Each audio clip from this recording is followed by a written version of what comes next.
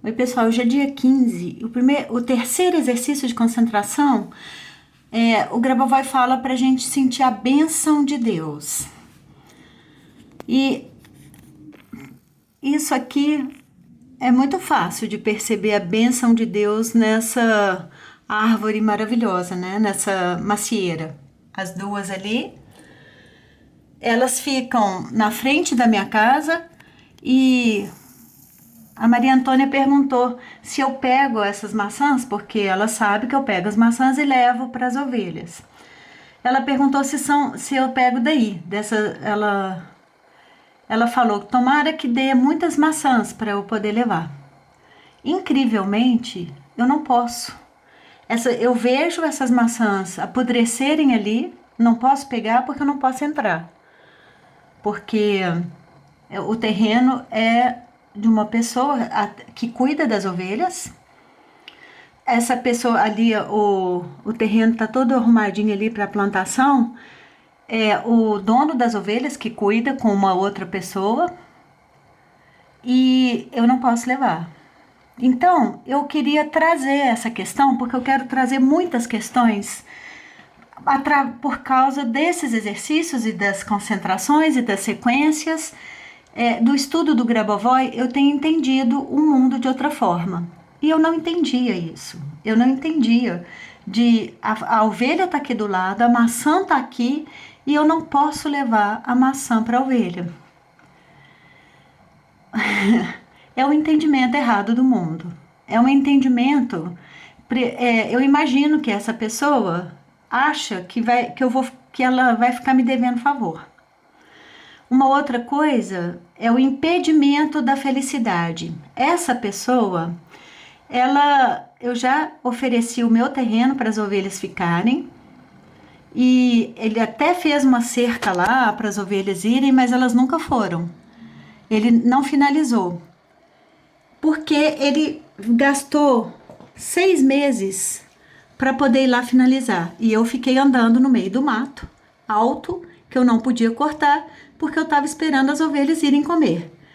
Então, me atrapalhou 6 meses, eu andava muito no terreno por causa das cachorrinhas que ainda andavam muito nessa época e eu tinha que andar no meio do mato. Então, por causa disso, eu fui descobrindo que tinha algo errado, porque senão eu ia ficar passivamente esperando a hora que ele fosse lá arrumar. Até que eu entendi, porque as pessoas falam, essa pessoa é muito boa. Eu dei para ele o nome de Batista. O Batista é muito bom. Então eu pensei, o Batista é muito bom. Então, para mim, uma pessoa boa, ele tem ovelhas, eu tenho terreno, vamos fazer que fique bom para todo mundo. Não é bem assim. Existem infinitas informações aí nesse caminho. E aí ele até fez a cerca e eu fiquei andando no meio do mato. Então um dia a outra pessoa que cuida aqui desse terreno falou para mim, o Batista vai lá terminar. E eu falei para ela, o Batista nunca mais vai pisar no meu terreno. Porque ele estava tentando inverter a coisa. Ele estava tentando mostrar que eu devo favor para ele. Ele não vê a vida como uma troca. Então ele estava dificultando para depois ele vir e resolver o problema. E é como se eu estivesse devendo favor para ele. Não, eu estava oferecendo o terreno, mas ele queria ser melhor do que eu oferecendo o terreno para ele. E então eu tive que desconstruir toda a minha imagem de colaboração, de felicidade. Eu tinha que ver as ovelhas não irem no meu terreno. Eu tive que cortar o terreno. Eu comecei cortando com as mãos mesmo, estragando máquina, fazendo tudo errado, mas fazendo, que é importante, porque hoje em dia eu faço e faço bem, já consegui limpar praticamente o terreno todo.